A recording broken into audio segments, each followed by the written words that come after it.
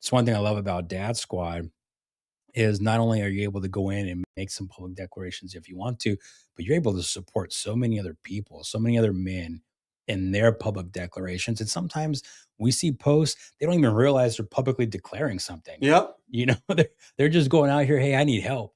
You know, I don't know where to go for help. I feel judged in all these other places, but I can see that the culture in this group is not that. So I'm going to go ahead and throw myself on a limb. It's hard for guys to be vulnerable. Welcome to DFW Grit. I'm Dr. James Taylor and I'm your host, and this is more than just a podcast. We dive into the stories of the movers, the shakers, the small business owners, the entrepreneurs, right here in the DFW Metroplex. This is your home for authentic, real stories that prove what happens when you don't back down. Let's get to work.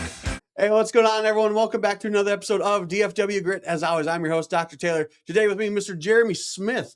Welcome, sir. Greatly appreciate you being here. Yeah. Met through the Dad Squad, which, as we discussed, I feel like I'm name dropping on every episode. I'm not mad in the least about it. Noteworthy. Little overview here. Real estate entrepreneur, investment coach, also real estate coach. Said before this, you got your hands in a lot of stuff. Married 28 years. Yeah. 4 kids. 4 kids. So between all 5 of those people, let alone your entrepreneurial stuff, I'm sure you stay busy. TV host, American Dream Television. Yes, sir. I'm getting out of breath here. Got a YouTube channel, living in Fort Worth. Yeah. What'd you say? 2 years, 3 years? No, I think we've been at that one for about 4 years. 4 years? Yeah, Okay. 4 or 5 years. And as I started this list off with, DFW Dad Squad, leader of Tarrant County, if you will. Sir. Newly anointed. Yeah. 2 weeks, 3 weeks? Yeah, it's about 3 weeks. Yeah, 3 or 4 weeks. I don't know, man. Time flies when you're having fun. Yeah, right. So. Dude, that's a lot. It is. We got some things going on. So normally, like we start off with the origin story. I don't know how how did this originate? There we go. That's I guess a play on it, because business owner, entrepreneur, multi-business owner, multi-entrepreneur. I mean, even just the 4 kids. How do you do all the other stuff? Like, yeah.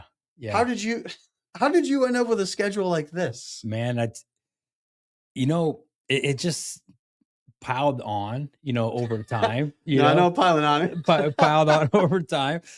So basically, man, I got into real estate about 10 years ago. I was working for the railroad prior to that, and I was in management, kind of moving up the chain at the railroad. And I just realized that in order for me to do that and make more money, I had to give it more time. Yeah. And as a father of 4 and a person who grew up without a dad, that was 100% opposite of the mission that I had for my life, right? I really wanted to be a present dad. And so I knew that I couldn't continue to move up in the railroad and excel to where I wanted to without neglecting being a dad, in my mind. So I was like, well, what else can I do, that's going to give me an opportunity to make good money and still be present, with the kids and create opportunities and all that. So got into real estate, and it just like clicked immediately. I found a really good coach in the very beginning. And then my first year in the business, I was doing both. I was doing real estate and working for the railroad. And that year I sold 41 houses. Damn. Yeah. Which was absolutely insane. Yeah. Like, I damn near went crazy, right? It was a lot.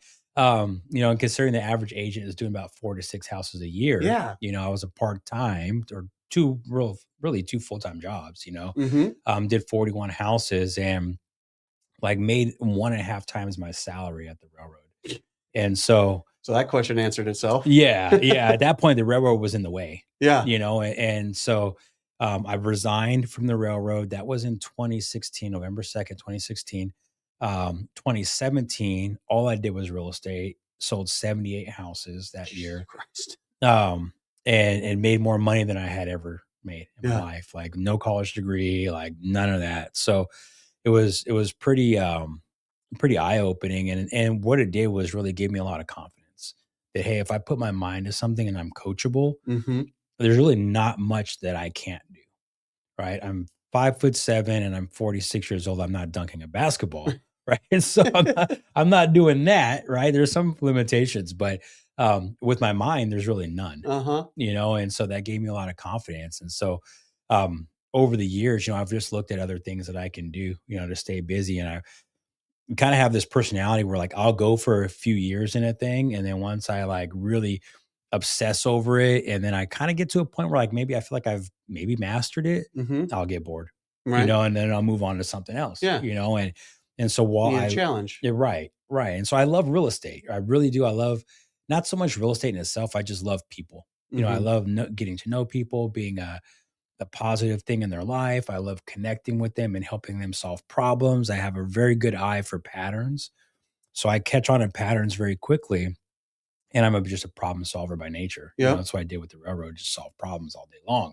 But now I'm just solving other people's problems and not the railroads. So that led to, eventually my daughter, when she turned 18, she's number 2 of 4. Okay. When she turned 18, she graduated high school, got her license. We brought her into the business. At one point, we had a big team with 25 agents. And that was just a beat down. That wasn't the success that I wanted it to be, but I know that God's got plans. So God's plans were different than mine and on that venture. So we let the team sometimes. go. It does, we have to accept that, And so let the team go. About a year and a half ago, I decided no more team. So it's just my daughter and I. So then we started doing the ADTV thing. She's partnering with me on the YouTube thing. We have an investment side of our company as well, where we do fix and flips, and we have investment properties. And it's just kind of all stacked on over time. Yeah. And with my kids getting older, like my youngest is 17. Okay. And so how old's the oldest? 29. Okay. Or 28. He just had a birthday. Yeah. So I think he turned 20. If he's not 29, he 29. will be. No, he just turned 29. Yeah, eventually, right? Right. Yeah, he just turned 29. And the youngest is 17. So 2 boys are out of the house, and it's just me, my wife, and the daughters, and they don't require a whole lot of me doing things for them. Right. Now. So now they don't. Yeah. So it's just different challenges, as they get older, different challenges. So we got a lot of free time, or got more free time, than we had. So we just keep stacking things on. Dude, that's awesome, man. This in that story, and that are you familiar with Wallace Wattles or As a Man Thinketh? I've heard of it, but I'm not too familiar. Okay.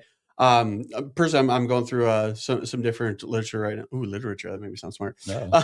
I'm reading different stuff. And one of the things that he keeps bringing up in this is that one of the things that people shy away from more often than not is just sustained thought, like just the confidence that just because I don't know it now doesn't mean I won't know it eventually if I keep at this. Right. So when you're talking about like, I realize if I just put my mind to it, I can, really accomplish anything. Because again, dunking a basketball isn't mind, that's body. And like you said, right. You just don't have what it takes. It's not in the cards, right? Yeah. What do you think? What do you think you have that most people aren't aware that they? Because everyone has this ability to. Because the railroad was safe. Yeah. It was a steady paycheck. It was a steady job. It had insurance, probably. Yeah, good insurance. It was safe. One of the things that when I interview these entrepreneurs and these professionals, things like that, people that pulled away from the safe thing to do their own thing. Why did you do that? Apart from, well, no, I guess no, you did mention it. It was the time thing, but I guess like, what do you know? What made you actually make that leap, though? So, I think what it was like hope. I guess, if that makes any sense, like that hope that if it is what's that saying? It says if it's going to be, then it's up to me, or something like that. I think it's kind of like that. Like I had hope that with this business, the results are 100% based off of me. Like it doesn't matter the market. A lot of agents say the market's bad. Whatever, that does not matter. Like the market doesn't matter. The sales price doesn't matter. My education level doesn't matter. The only thing that matters is the work that I put into it and the extent to which I master it. Right. So I think it was the hope that I proved to myself that I could do a whole lot in a little bit of time by what they call focus practice. Um, and so then I just had hope. I'm like, okay, cool. Like if I could do that in this amount of time, what can I do in a longer period of time? Tony Robbins says people overestimate what they can do in a year, but they underestimate what they can do in 10. Oh shit, I would believe that all day long. Yeah, 100%, right? Because no one's looking out that far. Yeah. So I think it was the hope that, hey, you know what? Yes, the railroad provides all of these things, but I can provide more for myself if I just do this. And if I do that, it's up to me. So of course I'm going to do it. And one of the things you said in there, and I don't know what number this podcast will be, but one of the very first ones, I interviewed a guy, his name was Evan Cutts, it still is his name. And I asked him, like, what keeps you going? He's a MMA fighter. Okay. Like, what keeps you going back into the cage? Like, why do you keep getting punched in the face? He's, I'm paraphrasing, but like, I keep winning. I'm like, yeah, but you could always eventually lose and things like that. Why do you keep doing this? And his thing was evidence. He's like, the more I do it, the more I realize I'm good at it, the more I'm better. So you said you started off with hope, and it just, hope and a prayer, and it turned out you were good at it. And then you said you gained the confidence. And even just kind of going off of, your resume here, if you will, one of the things that I see that successful people have is the amount of times that they've tried new things. Yeah. And to try new things, you're probably going to fail at a bunch of stuff. So absolutely. So something tells me, like, to do as much as you do, which is admirable in and of itself. Like, I can't imagine the amount of times that either A, you failed, or B, that you were in the process of failing, but just kept going. It's a 3 feet from gold kind of thing. Yeah, 100%, man. So about 5 years ago, I started training in Decatur at a place called VX Marksmanship. And shout out Dan Sanford. He's an amazing dude. So in this training, it's all men for the most part. Sometimes there's some women in there, but usually it's all men, and it's all like type A personality. It's like where ego is huge, and nobody wants to be wrong, and nobody wants to miss a shot. Like, ego's big, right? And so through a couple years of hard knocks there, what I realized was the best thing that I can do, or we can do as people, is to lean into failure, like to do it quickly. But the only way that works is if you are okay learning the lesson. Right. Like, fair. Because you can continue to fail and fail and fail, but if you don't learn the lesson, you're not getting anything from it. Yep.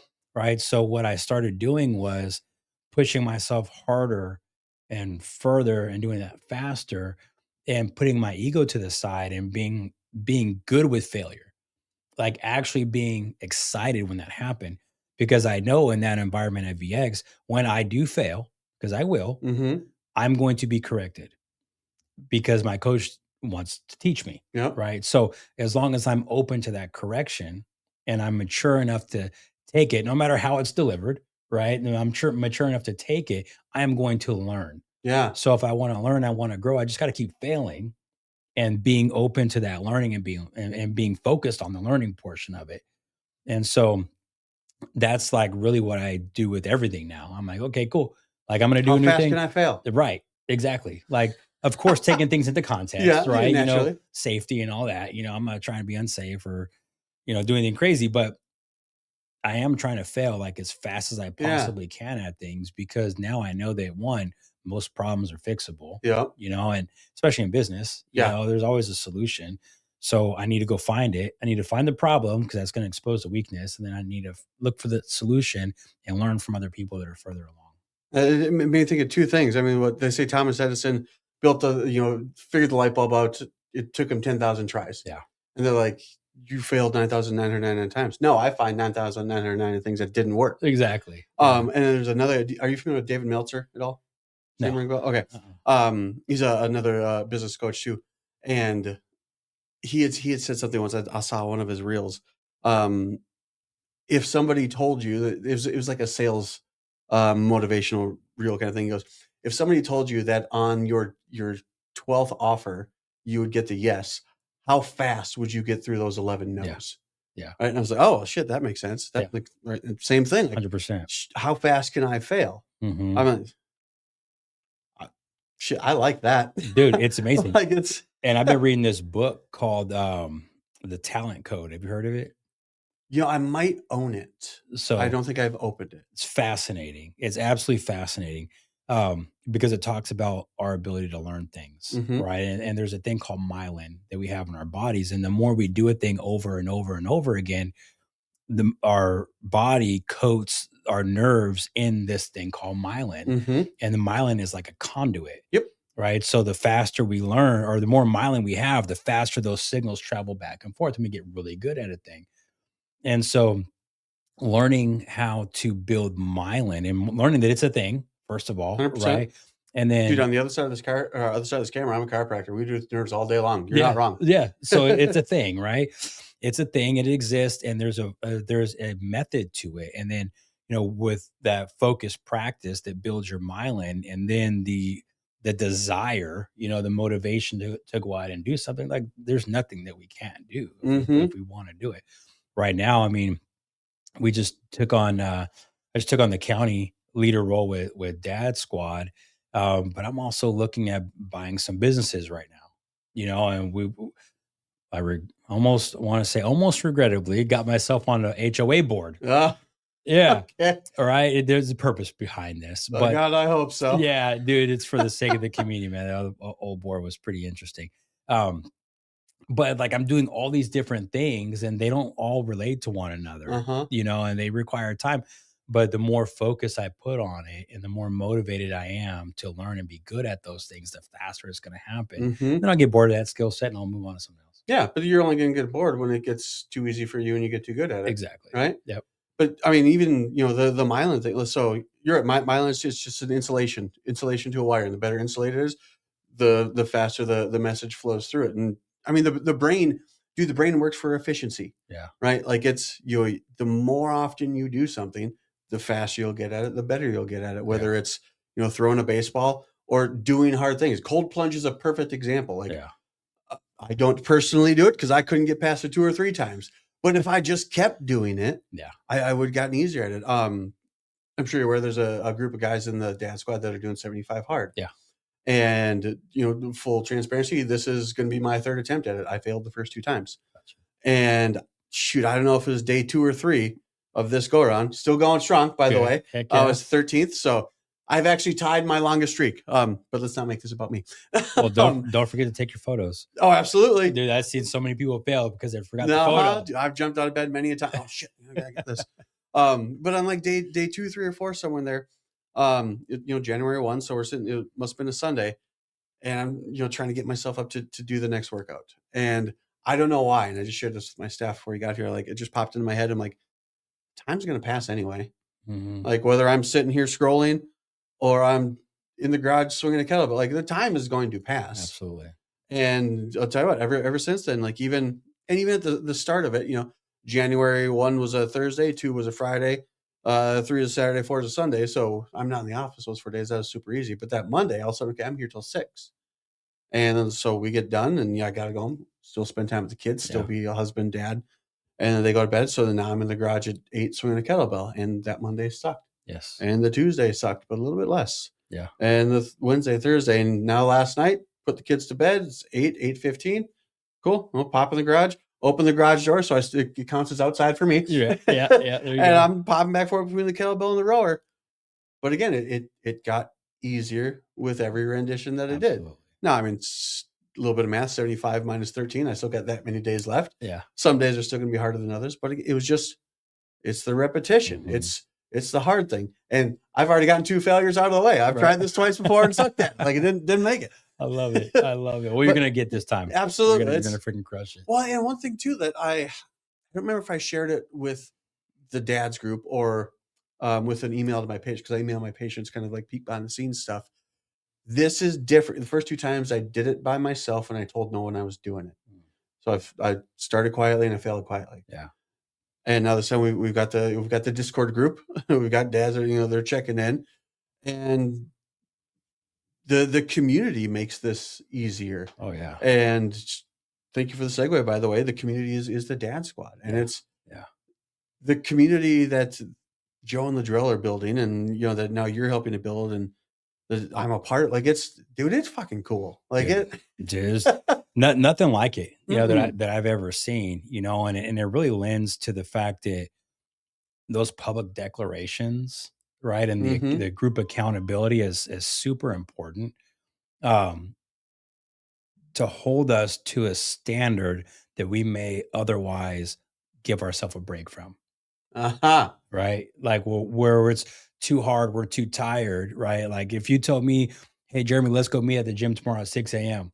and then you stay up until 10 because you're doing your second workout at night.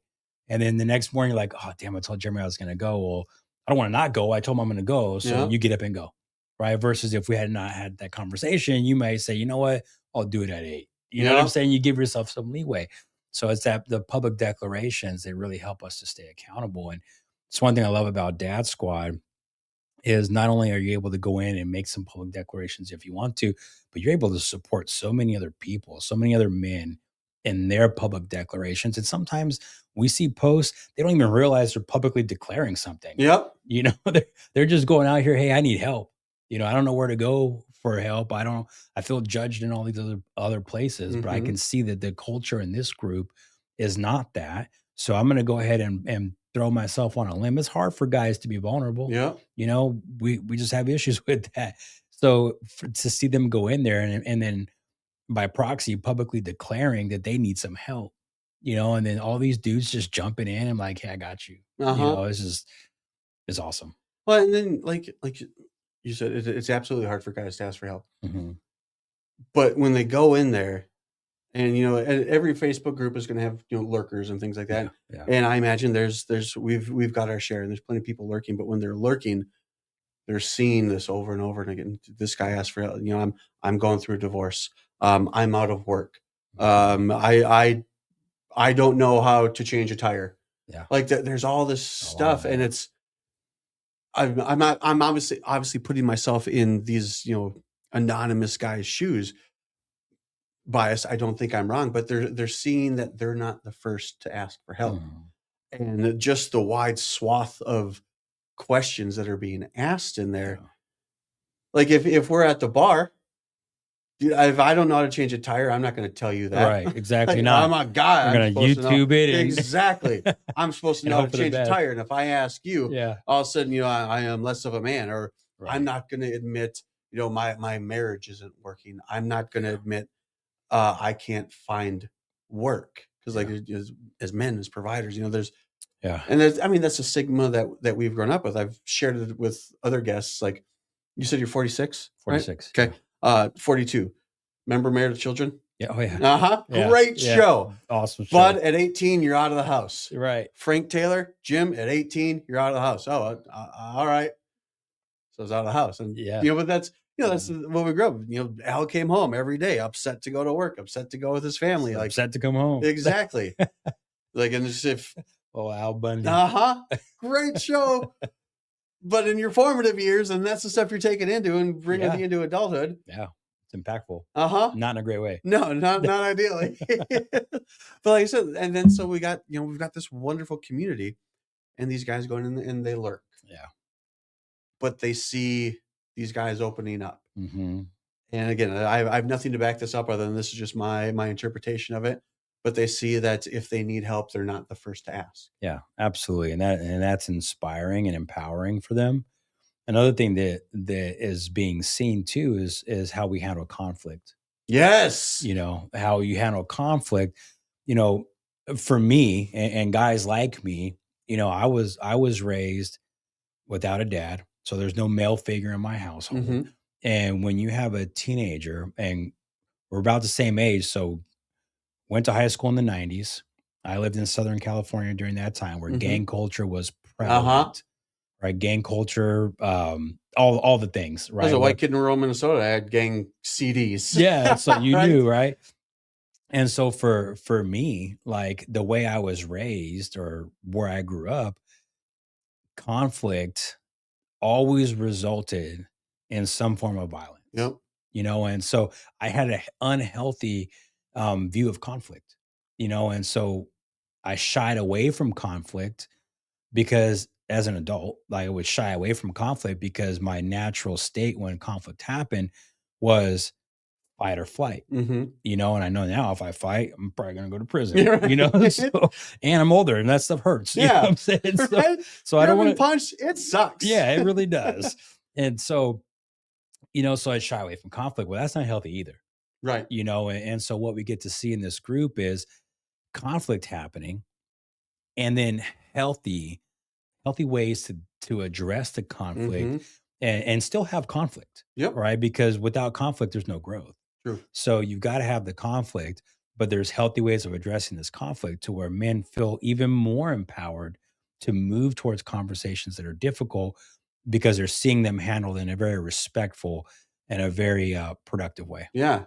Man, you're not wrong, because there's we're humans. We have opinions. Yeah. We're men. We have stronger opinions. And we should be able to speak them. Uh-huh. And the people do. And again, it quickly devolves like all, kind of Facebook arguments will, but it never completely devolves.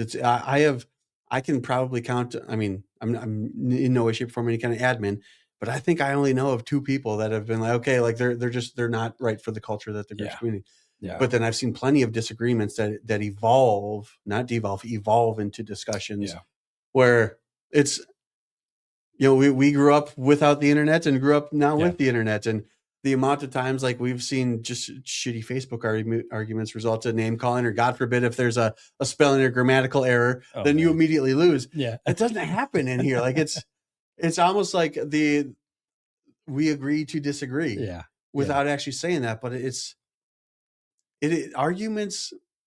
This was not intended to be a promo for the Dad Squad, but it's as it should be. It's a fucking awesome group. It is. Arguments in the group are different. Disagreement. That's even better. Disagreements in the group are different. Yeah. Yeah. But in like the best way. Yeah. I think it was Rob Schneider. It said something to the effect of, if you just talk to your neighbor, you realize how similar we all are. Yeah. 100%, man. Yeah. We all feel the same pains. Yep. We all have the same struggles, the same fears. Like, and what I've learned is that when you disagree with somebody, like if you can keep it cordial and both people are talking, you get to see that. You get to see how much alike you are and how a lot of people's views are rooted based off of experiences that they have had in the past. Right. So they're not necessarily wrong. It's the way that they're looking at things, and that's based off of their experience. Yeah. They're just dealing with the information that they have at hand. You grew up in Southern California. I grew up in rural Minnesota. From the CD comment, we listened to a little bit of the same music, but I imagine our upbringing. Yeah. The CDs, West Side Connection and, NWA, and watching Married Children. But other than that, we probably had a vastly different upbringing. Yeah, we probably did. We probably did, but a lot of similarities though. You're right. Still a lot of similarities. And it allows us just to just have conversations like this. And then like you said, when we can understand that, hell, even here in Texas, I'm from Minnesota. You're from California. I moved here a little over a decade ago. And I remember at that time, there's some statistic out there. So it's from the internet. So take it for what it's worth. So it's true. But it was exactly right. Yeah, but there's something that was like, they were approaching the point where over 50% of Texas residents were not native Texan. Wow. Which, it is wild. But at the same time, like, okay, we've got all these different upbringings coming together here, and yeah.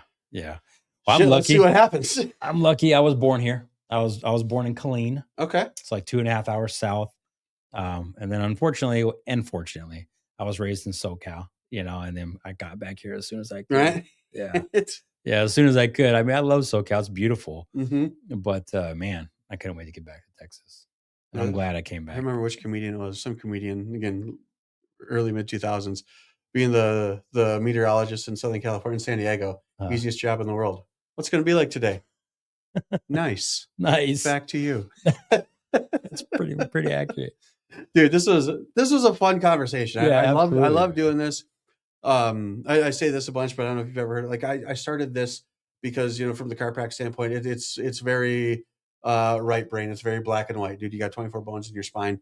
That's all I need to know. Basically, I know so much more. Yeah. But like this is a creative outlet. And these conversations, dude, they're fun for me, and I hope it was fun for you. Yeah, absolutely, man. Absolutely, I appreciate it.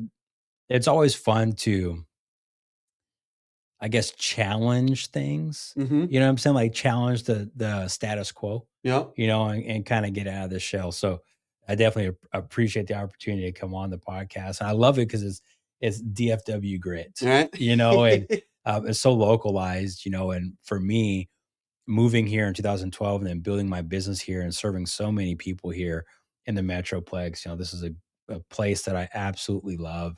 Raised my kids here, and so anything to give back to DFW, I love it. And I appreciate the opportunity. That's awesome. And one thing, like I said, it's local with intent.